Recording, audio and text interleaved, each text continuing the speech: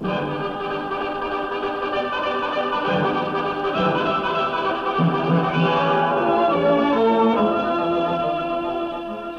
Preston of the Northwest Mounted Police with Yukon King, swiftest and strongest lead dog breaking the trail in the relentless pursuit of lawbreakers in the wild days of the Yukon.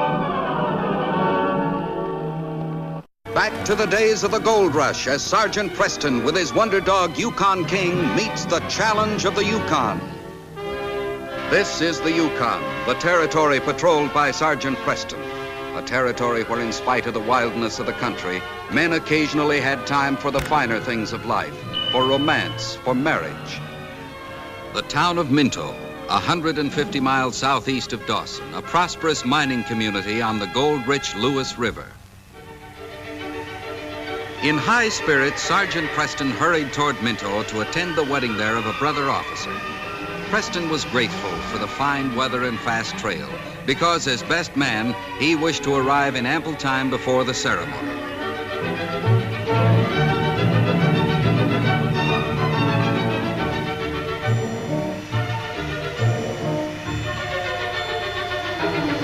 Oh, King! Bride's late. I've waited for her a year and a half. A few more minutes won't hurt me. A year and a half. That's a long engagement, especially up in these parts. How come? Well, one of the rules of the mounted police is that a member may not get married until he's been in the service 7 years. My time was up last week. I've heard of that rule. Never did understand the reasoning back of it, though. Well, they probably want to keep their man at least 7 years after training him. All was gaiety and good humor among the wedding guests, including King. Any thought of trouble was the farthest thing from their minds as, outside, a short distance away, 3 men crept through the night. They had carefully chosen this time to rob the local bank. All right, here we are. Nobody's out tonight. Not the Tumanis, anyway. Unless your sister calls off the wedding. That's the last thing she'd do. I'll unlock the door. As soon as I go in, you follow.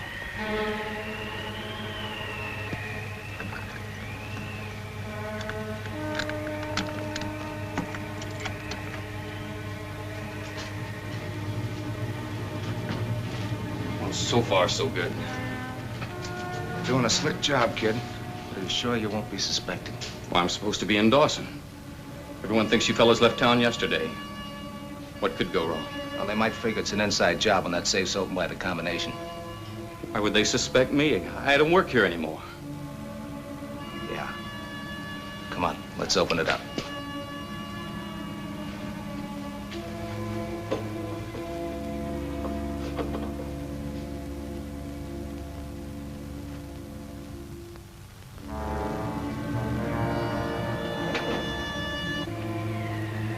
Good evening, Miss Laurie. What's your hurry? I'm on my way to my wedding, and I'm late. Say, that's right. And Constable Wayne's the lucky man.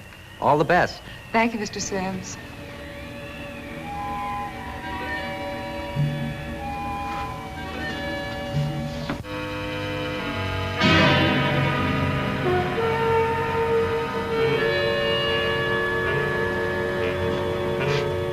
Who's there? Don't see him. No point in killing him. He's out. He didn't see us. I don't know. Come on, let's get the job done.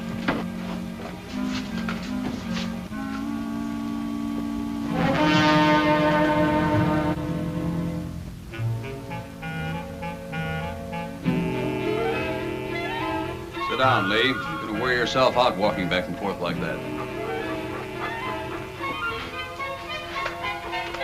There you are. King's trying to tell you not to be nervous. Wait till you get married.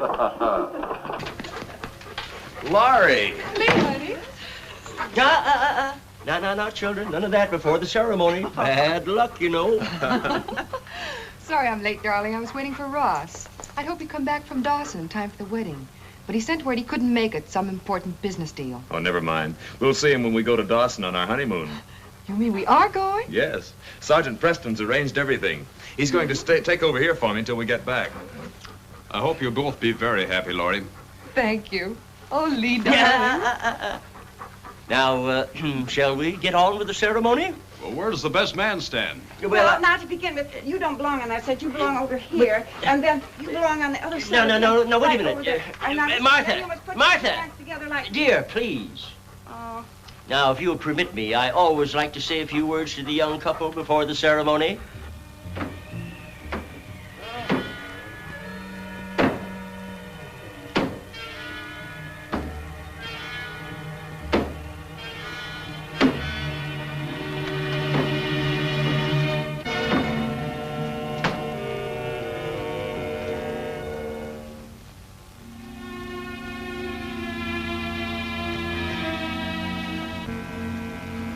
And so, as you travel down life's trail together, always remember the sacredness of the marriage vows that you are about to take now.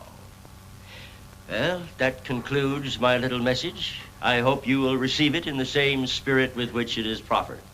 We will. Would you please join hands? The bank's been robbed. 3 of them. They had the safe open when I came in. When did this happen? Just now, not 15 minutes ago. This'll have to wait. You can't have gotten far. I'm awfully sorry, Laurie. Your duty comes first, I guess. I suppose you have to go, too. Time is with us, but it won't be if we delay. We'll try not to be long, honey. You wait here and see what happens. Come on, King.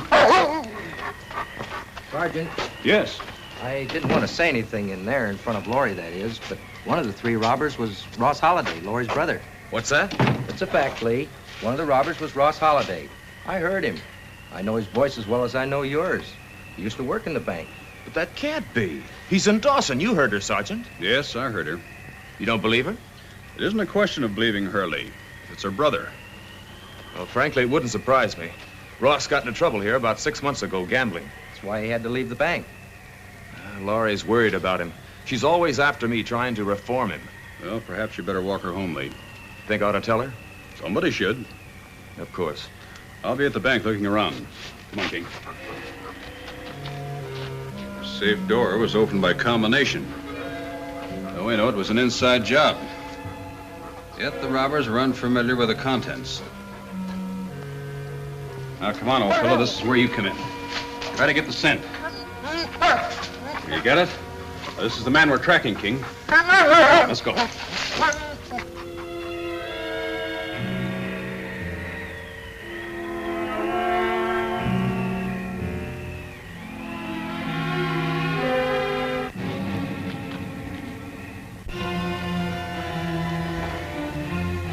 Ross? I don't know. Who else would be hitching up my team? Please, Lee. If he's innocent, he has nothing to fear. Stay back. Put your hands up. Come ahead, Laurie. It's Ross. Well, that's a fine way to greet your new brother-in-law, Lee. Put away that gun and shake hands. Ross, what are you doing here? I just arrived. I was hitching up your team so I could call for you and Lee after the wedding. It's only a short walk from town to here. Even so, I figured the bride and groom ought to ride in style. Why, Ross, that is sweet of you. Well, I still have some questions to ask. Let's step inside. Would you open the door, please, Laurie?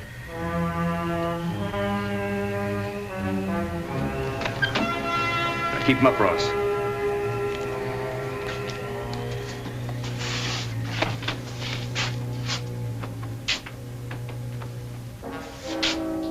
Well, I'll give it to you straight, Ross.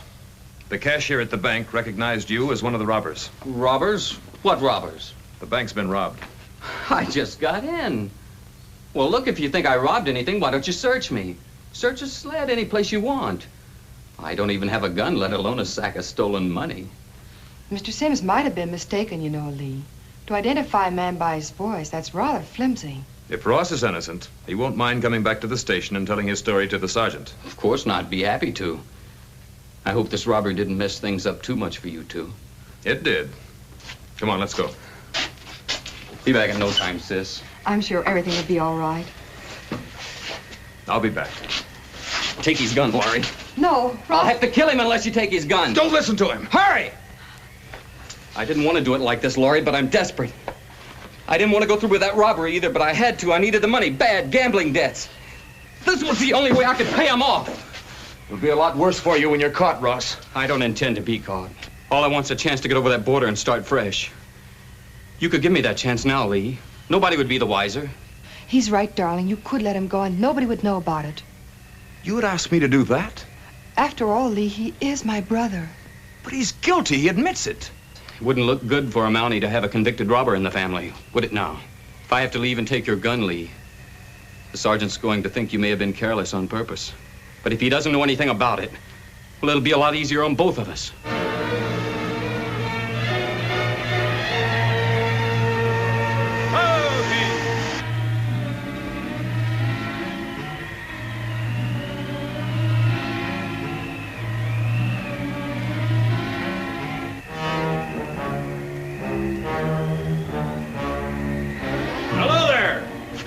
Get out there and stop him. It's his life if anything happens. I'll shoot him on sight and then you. So be quick! I was worried, Lee. King picked up a trail at the bank and let us hear. Look out, Sergeant! Why? You lefties, let's go! You're hurt, Sergeant. Give me a gun. He has mine.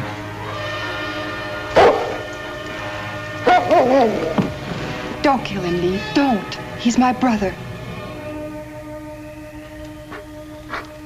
Sorry. Better get you to a doctor, Sergeant. No.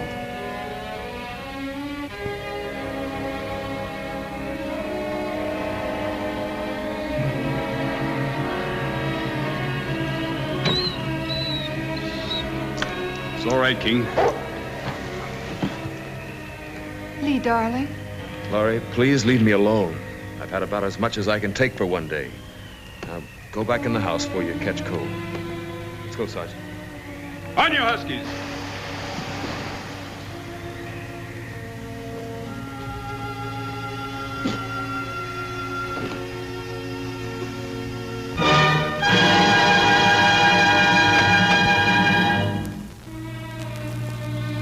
Sergeant Preston's wound was minor, the bullet having missed the bone.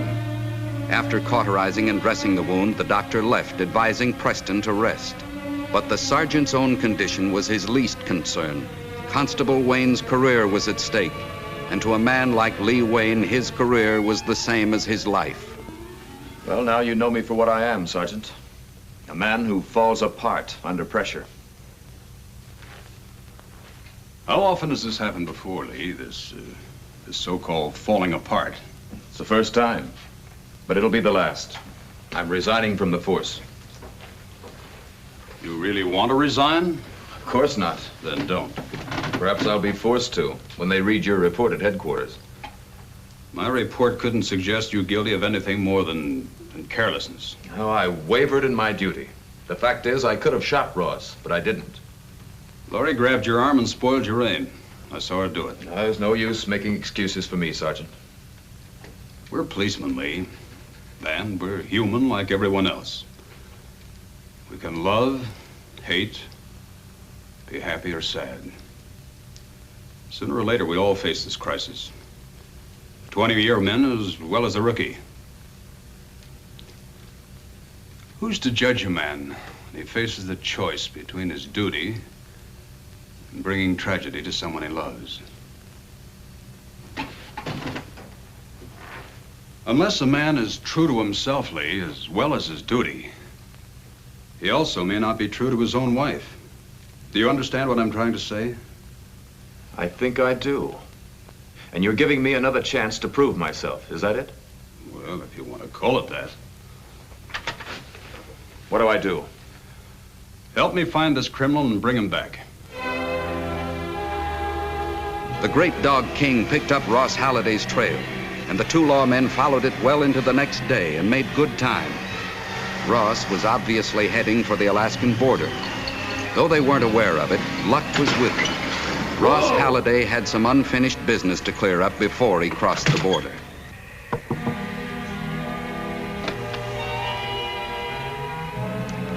It's all right, Slim. It's the kid. You're late, kid. What's the idea, Barney? Put your hands up. Frisk him, Slim. What's going on? Hey, look, we're pals. I helped with that job last night. We arranged to meet here. I don't get it. All we netted out of that job was $10,000. Slim and I decided it wasn't worth splitting 4 ways. So we decided to cut Louis Michael out. Well, Louis? Well, where is he? Maybe you'd like to take a look for yourself.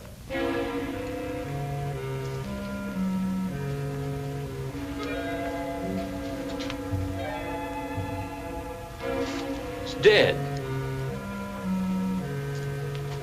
Yeah. We just wanted to be sure you don't have any objections, kid. We made a deal with him.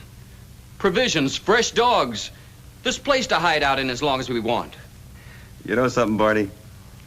This kid worries me. Thinks too much like an honest citizen.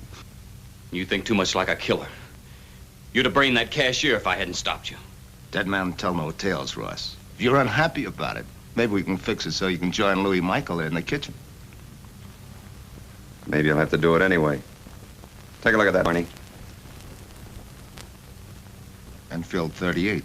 Yeah. With a ring and a butt for a lanyard. A Mounties revolver. Why are you so late? You should have been here 4 hours ago. I lost my way in the dark. You mean you were delayed by the Mounties? How come you got this? All right. Lee suspected me. He came back to Sis's cabin. Why'd he suspect you? Well, I'm trying to explain. Somebody found the cashier right after we left. The constable brought my sister back to the cabin and surprised me. I wasn't supposed to be in town, so he put 2 and 2 together. You're leading the Mounties here?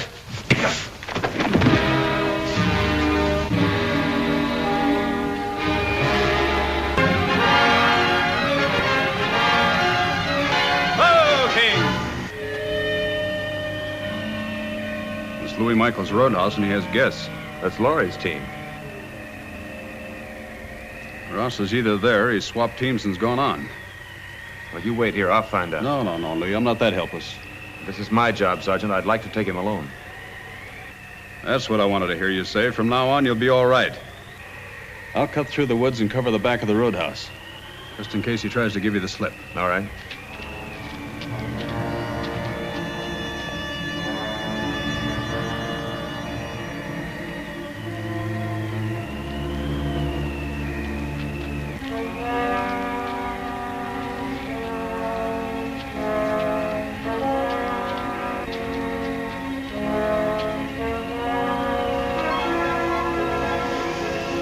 Into the kitchen, kid. What are you gonna do, Slim? You and the dead man and they're gonna have a gunfight. Only you're gonna lose. When the Mounties catch up, they'll figure you kill each other. No, please. I'll do anything. I don't even want my share. I'll give myself up. Keep my mouth shut, anything. We might as well let him have it right here, Barney. Hold it, you crazy fool. It's gotta look right. In, kid. In.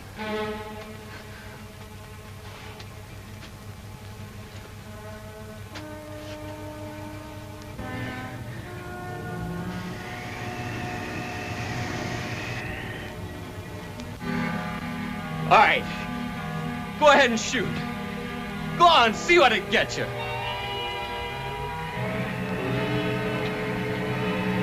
It's the Mountie. I'll take care of him. We're not killing Mounties unless we have to.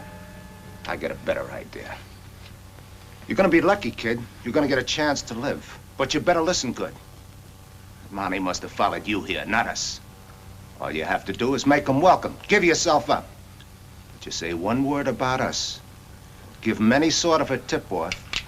You both will get it. Because we're gonna be keeping you covered from the kitchen. You got that straight?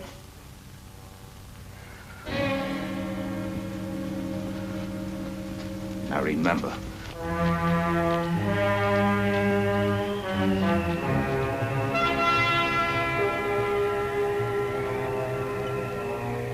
Ross, come on in, Lee. I saw you approaching. It's all right. I know when I'm licked. Where's my gun? I lost it on the trail. Stand up and put on your hat and your gloves. And do everything slow. One sudden move, now fire. I told you, Lee, you don't have anything to fear. Ever since I made that crazy play last night, I knew I was wrong.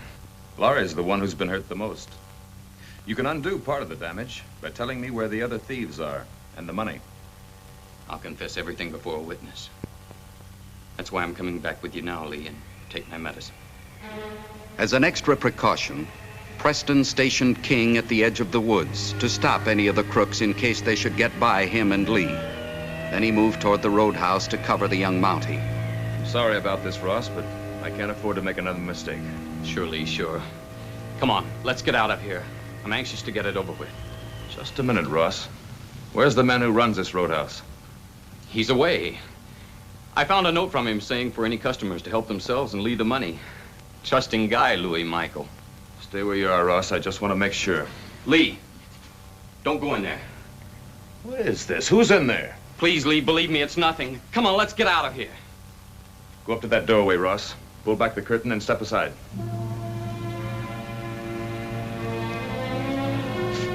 Do as I say, Ross.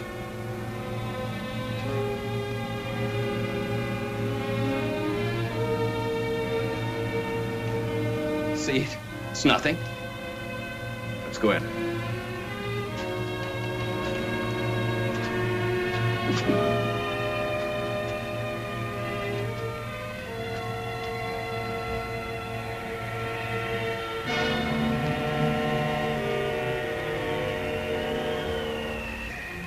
You didn't kill him? Who did?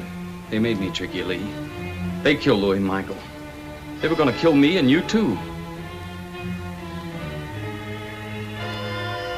The great dog King knew his master was in danger, but he stayed where he'd been told to stay, waiting impatiently for the signal to go to the sergeant's aid.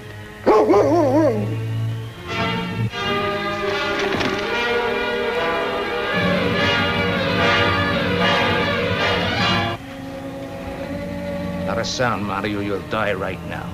Now get over into that sled. That's why I tried to get you to leave. Look!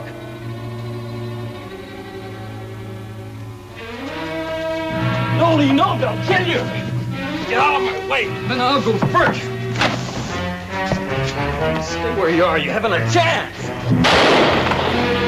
All right, let's go. On!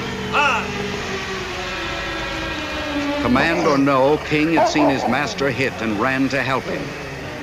While the two killers moved rapidly away with the unconscious sergeant, the young constable had no hesitation this time in deciding the proper course of action to take. You're not badly wounded. I'll help you inside. Then I'm going after those killers. I'll be all right.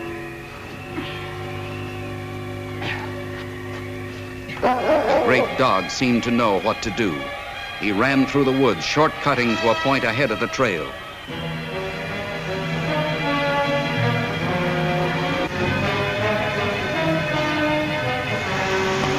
Meanwhile, the sergeant regained consciousness, and his alert mind began weighing his chances for escape. The opportunity was not long in coming.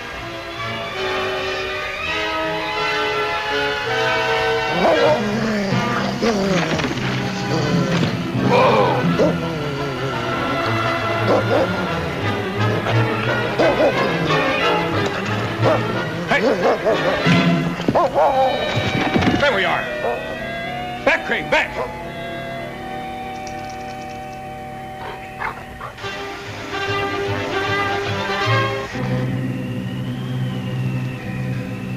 Drop that gun. Drop it beside you. All right, King. Bring me the gun.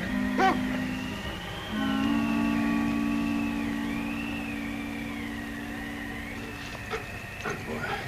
Good boy. Sit. All right. On your feet. Put your hands over your head. Get over here, both of you. Oh, good. You brought my sled. Here, Constable. Take charge of your prisoners. You all right? Yes, except for a bump on the head, no worse than I was. How did you ever manage this? I didn't. We've King to thank. What about Ross? He'll be well enough to stand trial. Good. We'll take them back to Meadow. Well, we'll handcuff them. Turn around. Put your hands behind you. Hurry up. Turn around. Ross Halliday was tried and convicted of robbery and sentenced to 3 years in prison. But out of their nearly tragic experience, Laurie's love for the constable and his respect for himself had grown in strength.